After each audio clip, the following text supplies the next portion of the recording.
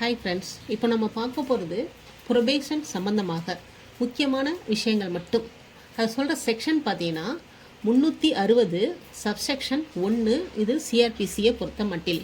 அதே போன்று 401 சப்செக்ஷன் 1 பார்த்தீங்கன்னா இது பிஎன்எஸ்எஸில். ரெண்டுத்துலேயுமே சேம் கண்டென்ட் தான், எதுவுமே மாற்றலை, சேம் கண்டென்ட். ஸோ நமக்கு இங்கே ஒரு கன்ஃபியூஷனே கிடையாது. சரி, இப்போ என்னென்ன மாதிரி பனிஷ்மெண்ட் உள்ள அந்த விஷயத்தெல்லாம் எடுத்துக்குவாங்க அப்படின்னு பார்த்தீங்கன்னா, காமன் விஷயம் என்னென்னு கேட்டிங்கன்னா, நோ ப்ரீவியஸ் கன்விக்ஷன் இருக்கக்கூடாது. ஏற்கனவே அவங்க தண்டனை பெற்ற குற்றவாளியே இருக்கக்கூடாது. இது காமன். அதோட சேர்த்து என்னென்ன பார்க்கணுன்னா, சப்போஸ் 21 வருஷத்துக்கு கீழே இல்லாதவர்கள், 21 வயதுக்கு கீழே இல்லாதவர்கள், அவர்களுக்கு கொடுக்கக்கூடிய தண்டனை பார்த்தீங்கன்னா ஒன்று ஃபைன் மட்டும்தான் இருக்கணும், இல்லைன்னா 7 வருஷம், இல்லைன்னா 7 வருஷத்துக்கு கீழே உள்ள தண்டனை தரக்கூடிய குற்றங்களாக இருக்கணும். சரிங்களா? இது ஒரு விஷயம். இது யாருக்கு? 21 வயசுக்கு கீழே இல்லாத நபர்களுக்கு. அப்படின்னா 21 வயசுக்கு மேலே உள்ளவங்களுக்கு ஃபைன் மட்டுமே தண்டனை தரக்கூடிய குற்றங்களாக இருக்கணும், இல்லைன்னா 7 அல்லது 7 வருஷத்துக்கு கீழே உள்ள தண்டனை தரக்கூடிய குற்றங்களாக இருக்கட்டும். சரிங்களா? இது ஒரு பாயிண்ட்.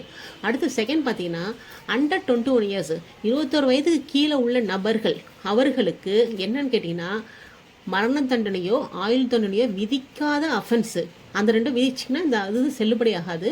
அது இல்லாத அஃபென்ஸ் பார்த்திங்கன்னா மற்ற எல்லா அஃபென்ஸுமே வந்துடும்.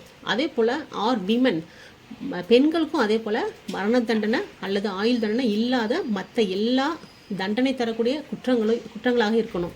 இந்த மாதிரி சுச்சுவேஷனில் என்ன ஜட்ஜ்மெண்ட் தருவான்னு கேட்டிங்கன்னா, அதாவது ஒரு வழக்கில் நீதிபதி தண்டனை தரும்போது பட்சத்தில் தான் இதை அப்ளை பண்ணுவாங்க. ஒரு வேளை அவங்க விடுதலை பண்ணணுன்னா இது இங்கே அப்ளை ஆகாது. தண்டனை தரும்போது மற்றும் அந்த தண்டனை தருவதற்கு பதிலாக இந்த செக்ஷனில் விட முடியுமான்னு அவங்க யோசிப்பாங்க. அப்போது என்ன மாதிரி ரிலீஸ் பண்ணுவாங்க பார்த்தீங்கன்னா, released on bond on probation of good conduct. Probation of good கான்டாக்ட்னா நன்னடத்தின் அடிப்படையில் பாண்டின் பேரில் அவர்களை ரிலீஸ் பண்ணுவாங்க. அந்த பாண்டுங்கிறது எப்படின்னா, with surety or without surety இருக்கலாம்.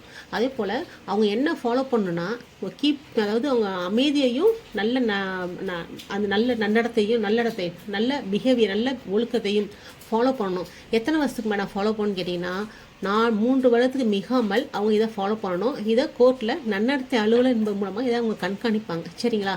இப்போது இந்த மாதிரி அவங்க ரிலீஸ் பண்ணும்போது என்னென்ன கிரவுண்ட்ஸ் எல்லாம் ஃபாலோ பண்ணுவாங்க, இதெல்லாம் பார்ப்பாங்கன்னு பார்த்தீங்கன்னா, அந்த அஃபண்டரோட ஏஜை பார்ப்பாங்க, அவரோட கேரக்டர் பார்ப்பாங்க, அவருடைய முன் ஹிஸ்ட்ரி, அவங்க முன்னாடி எப்படி இருந்தாங்க அந்த ஹிஸ்ட்ரியை பார்ப்பாங்க. ரெண்டாவது, இந்த அஃபென்ஸ் பண்ணுறதுக்கு அந்த பையனுக்கு என்ன சூழ்நிலை வந்தது அதையும் மைண்டில் வச்சு தான் இந்த ப்ரொபேஷனை விடுவாங்க. சப்போஸ் இந்த மாதிரி ப்ரொபேஷனை விடுறதுக்கு வாய்ப்பே இல்லைன்ற பட்சத்தில் டைரெக்டாக கன்விக்ஷன் தான். ஓகேங்களா? தேங்க்யூ.